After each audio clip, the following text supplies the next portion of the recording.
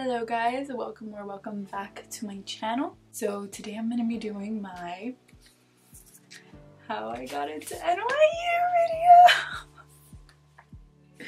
Oh my god, it still feels like I've been in for like 3 weeks already and everybody's like already over me talking about it and hearing about it, but it still feels so surreal to say that I got into NYU. Watching this and you've known me for a while, you know that NYU has been my dream school since the beginning of time. I did my campus tour when I was literally a freshman in high school and I fell in love with it more than I already was. Just the city, the vibes, like everything around the campus like makes it my true dream school. I wanted to do this video because when I was growing up, like I used to watch these, not just about NYU, but just about like all these like top tier colleges, so that I would know how to take on my high school career, what I needed to do to get to where I wanted to be. And by no means is this video like, oh, you have to do this, this, and this, and be just like do everything I did to get into where you want to go. But it kind of serves as like a really good guideline to show that it's not going to be easy, it's going to be stressful, but the outcome's going to be worth it. NYU was only one of the 5 schools I applied to. Yes, I only applied to 5 schools because I was pretty dead set on the fact that I wasn't going to go to university if I didn't get into NYU. I was going to go to a makeup academy that I wanted to go to, and that was it. So I applied to the University of Florida, Florida State University, Florida International University, SCAD, the Savannah College of Art and Design, and NYU. Those were the 5 schools I applied to. I got into all of them besides University of Florida, and those dates came out in February. Those admission decision came out, and when I didn't get in, let me just tell you, like my self-esteem plummeted. I wasn't really considering it or anything, but it was their acceptance rate is at 38%, which is higher than NYU's, and all of my friends got in with like, we had really similar statistics and everything, and I was just so nervous that I wasn't going to get into NYU because I didn't get into UF. After I didn't get in, I started like planning to go to New York without NYU. Like I started getting in contact with people about apartments, I started sending emails to the makeup academy, I started working on my portfolio, like I started hustling to do what I needed to do to live in New York without being at a university. And I was just kind of set on, I'm not going in, I'm not getting in, I'm not getting in, I'm not getting in, like there's no way, like they're only 34% acceptance rate, this and that. Or actually last year they were 28, and I was just like, there's no way I'm getting in, so let me just focus on what I gotta do for plan B. Decisions for NYU were supposed to come out April 1st, they ended up coming out on March 28th, and I was actually at work. I work at a mall, so I was on my lunch break when my friend texted me and he was like, did you get in? I was like, what do you mean did I get in? I was checking my email every single day to see if decisions were being released early, and when I checked that morning I had nothing. So he was like, did you get in? They just sent like the decisions, did you get in? Check your email. So I'm freaking out. I'm literally at Subway getting my food when I get that text. So I get my food, I run back to my store, and I'm like, you need to open this, you need to open this, you need to open this. I tell my manager because I didn't want to open it myself. I was so terrified to open it myself. And she opened it for me, and she didn't know how to use the freaking app. So I'm giving her my login to log in to see my decision letter, and like I'm just like, girl, like what the heck, like what are you going through? She's like, I don't know how to use this, like I can't tell if you got in or not, blah blah. So I'm like, give me my phone. Whenever I grabbed my phone, on the screen was the Rory Myers College of Nursing class of 2022 entry, fall 2018. So I did get in for nursing. It's really not something that I'm 100% sure on, but once I get there, I'm gonna start talking about how minoring works and like talking to my advisors and seeing what they recommend, because I really don't want to be on a path that solely focuses on nursing. I do want to venture out a little bit. I will be attending NYU come fall semester 2018, and I will be a student of the Rory Myers College of Nursing. As of right now, My unweighted GPA is a 3.7. A 3.73. When I applied with a 3.77. So at the end of last semester it went down that 0.04, but it's okay. And I was actually in a class that all juniors at my school are required to take called ACT prep. Because I moved to my school halfway through the year, I wasn't in the first semester of that class, so when I got there they were like, do you want to take the prep for reading or math? I was like, oh, reading and writing for sure. And I was so nervous because I really didn't want to have to take it again. I didn't study. The only prep I had was that class, like, and it was really basic prep. Fast forward a couple weeks, I got a 30 on my ACT, my first go at it. When NYU students get admitted, the range is like 27 to 33, I believe. It was something like that. I knew a 30 felt like kept me right in the middle, towards the top. Like towards the top of the middle, if that makes sense. So after I got that score, I didn't even want to take the SAT anymore. But I had already paid for it. So I took my SAT. I believe I got, they don't even have my SAT score on here, but I believe I got a 1270, which is, in comparison to a 30 on the ACT, a 1270 is not good. And if I had only taken the SAT, I definitely would have needed to retake it a couple times. But that just goes to show you that, like, the SAT is not everybody's, the ACT is not everybody's. Like, you really should take both and see which one you find is easier for you and which one you do perform overall better in, because they're both not meant for everybody. And when people ask me about the ACT versus SAT, I'm like, ACT all the way, like the SAT is so difficult, like I didn't even know how to time it out. And it may have been a little bit biased because I had been taking an ACT prep class that I knew the timing of the reading, I knew the tricks with the grammar, like I knew all of those things. GPA, my weighted GPA was a 4.7. So that's the GPA I put on my application. I put my weighted 4.7, which is really good because you can only go up to 5.0. And then my class ranking, I believe when I applied I was 38 out of 228. As of right now, I'm 35 out of 228. They're at the 15%, top 15% of my class. Clubs, extracurriculars, all that stuff. My first 3 years of high school, I was attending a school in Melbourne, Florida, which is Central Florida. They have like an baccalaureate program, everything. I never did IB, but I did do, it was something like dual enrollment, but it was a little bit more intensive because you took 4 classes a semester at the college, at Eastern Florida State College. So freshmen weren't allowed to do that, but sophomores, as sophomore year you took 2 classes a semester, as a junior year you took 4 classes a semester, and then you took 2 classes over the summer. I was only at that school for 1 more semester. I was there for the first semester of my junior year, and that first semester of junior year was probably my worst year I've ever had in school, ever. I was working a lot, and then I got a second job towards the end of the semester, but it was just a lot of other things were going on outside of school. I actually got my first C's ever that first semester, and I actually failed trig. So I failed trigonometry. I got a C in chem lab, which was completely 100% my fault. Like, I completely take the responsibility for that C in chem lab. And then I got a C in my AP Lang class. My first C's and a failing grade. I literally felt like it was the end of the world. My GPA plummeted. I believe I was at a 3.89 unweighted before that semester. So it was pretty depressing. Yeah, it was just a really bad year, but even like that goes to show you that it's okay if you have a rough year. It's okay if you have a few like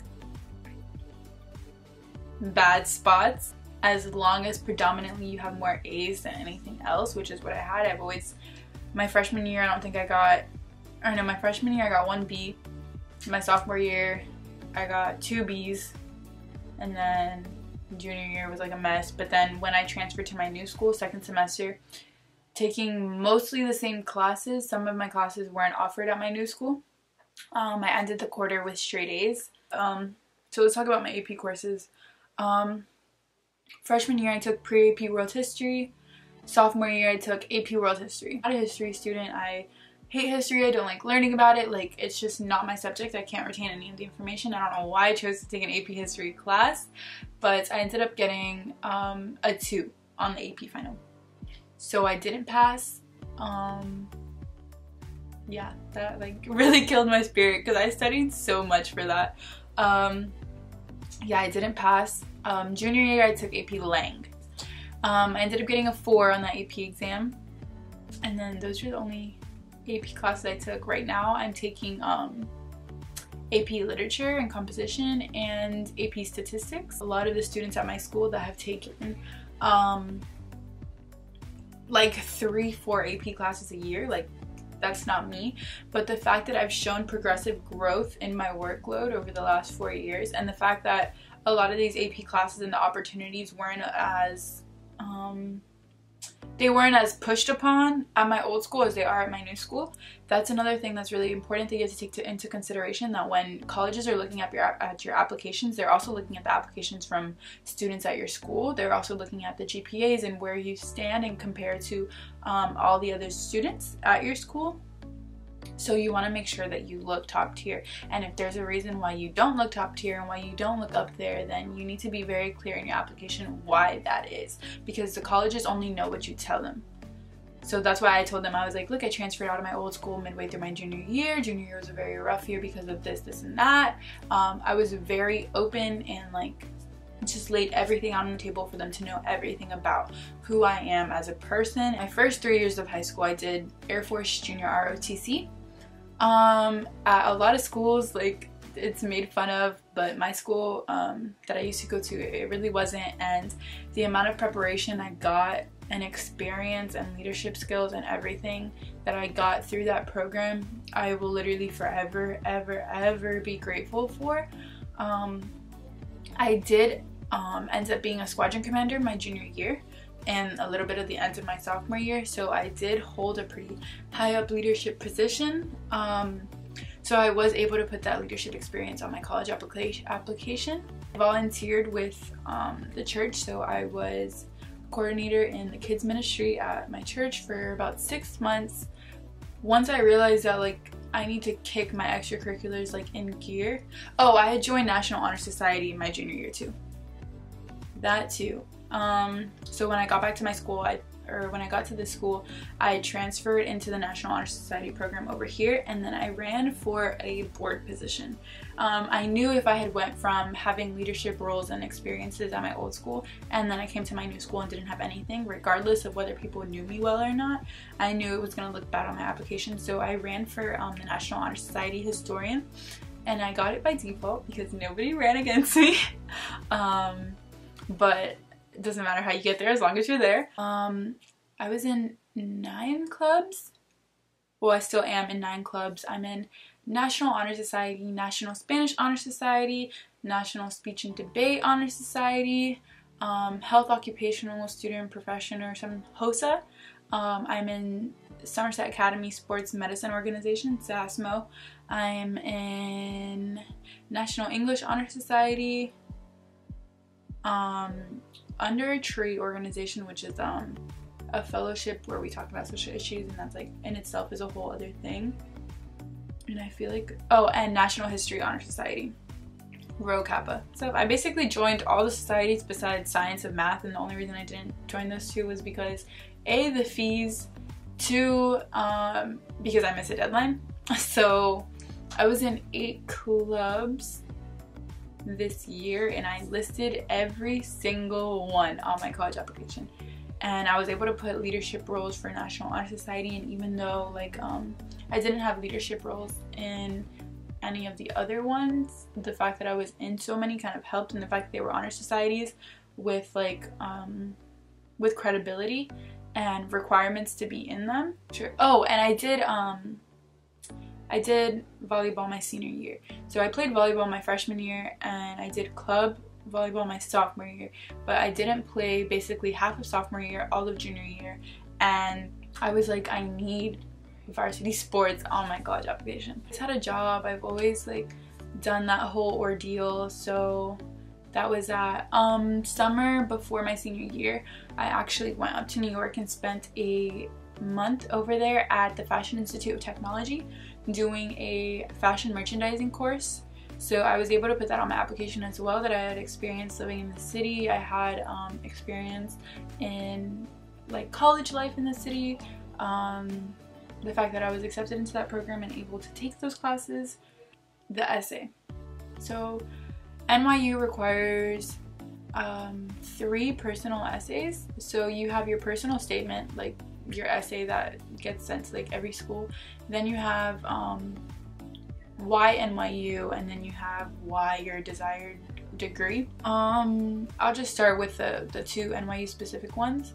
NYU, why NYU? I made it very personal, but the thing is that they don't want to hear, oh my god, because I love the city and I love the fast pace and wow. Like, they want to hear what about NYU specifically draws you into their school.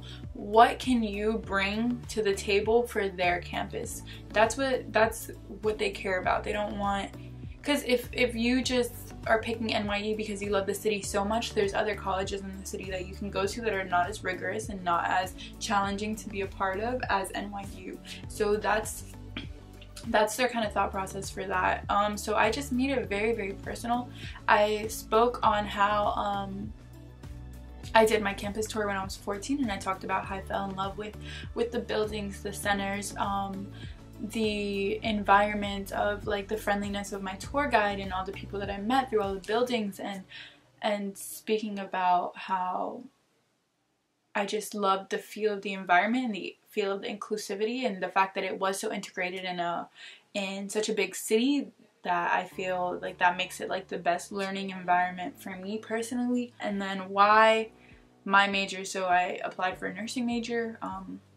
I spoke on how I used to hate kids. So being a nurse, I want to be a pediatric trauma nurse, and I spoke about how I used to hate kids, and then whenever I started volunteering with the church, I fell in love with kids, and that geared me towards wanting to be a ped nurse.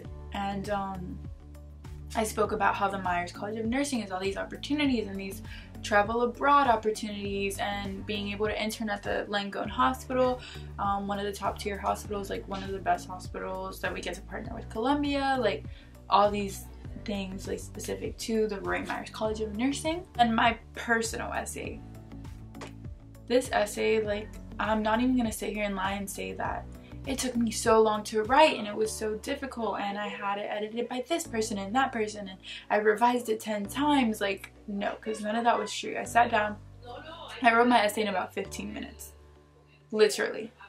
I chose a very, very personal topic, and I chose something that I was passionate about. So I chose to speak to my past self, but not in a cliche way. I spoke as if I was writing a letter to myself, but not like, oh, dear me, like this is what you're gonna go through. I spoke to myself on a personal level, speaking about all the experiences I went through and basically preparing my future self for everything that was to come. I spoke about a lot of difficult things that I've been through. I spoke on my relationship with my parents. I spoke on my relationships with my friends, with significant others, and then I spoke about like, I just made my essay so deep and personal that it like stabbed you in the heart when you were reading it. But college admissions don't want to see how you've been through a lot. That they don't want to see just how you've been through a lot. So if you're going to speak on your experiences, on all these things that have hurt you and broke you down and all this, they want to hear, all right, how did it build you up? How did it shape you into the person you are? How did it make you the person you are and teach you the things you know today? So I wrote all this stuff, and then my last paragraph was, and now you're stronger, and now you understand more, and this and that. Like, I just really tied everything together to turn my essay into not a sob story or a sap, but how I've grown, how I've learned, how I've experienced, how I've become the person I am due to everything I've been through, and where I want to be. My advice for the personal essay is really just don't write anything. That topic wasn't one of the prompts that was listed. I chose the prompt, or write about whatever you want, which was really nerve-wracking because as a college admissions, like, not a lot of people choose to write that. A lot of people choose, like, oh, write about an experience that has helped you learn, or oh, write about an experience where you helped somebody and that helped you. Like, just these prompts that are so generic. I didn't want to do that. I didn't want to be like everybody else. And it was definitely a risk I was taking, but I feel like it was also a risk well worth it. Just really focus on making your work original and personal, because that's where the admissions committee gets to know who you are. Who is Sarena Jade? Who am I? Who are you? What are you about? What is your purpose? What are you here for? What can you bring to the table for us that makes you different from the hundreds and thousands of applicants, the hundreds and thousands of applicants that are wanting the same thing as you? Yeah, I guess that's everything. That's how I got into NYU. Please remember that everything I did, the 8 clubs, like ROTC, like, you don't need to do all those things, but you do need to make sure that your profile and your resume is academically and extracurricularly competitive, because there are a lot of other students that want to be in the same place you are. I just wish whoever is applying to NYU in the future, or applying to your dream school as a whole, I wish you guys the best luck. It was one of the best feelings of my life, getting in. And yeah, the application process was a mission and a half, and so stressful, and I was so anxious, like, waiting for the decisions and everything. But when you get in, it's just one of the most rewarding feelings of your life, and it's just like, wow, I've really worked the last 18 years of my life for this moment. Like, it's just so crazy. Anybody who's watching this, I got into NYU for 2022. Like, I'll see y'all there. Like, I know we've already been following each other on social media and stuff, but sis, we're gonna have a great time. Thank you so much for watching. I love you guys so much, and I will see you in my next video. Bye.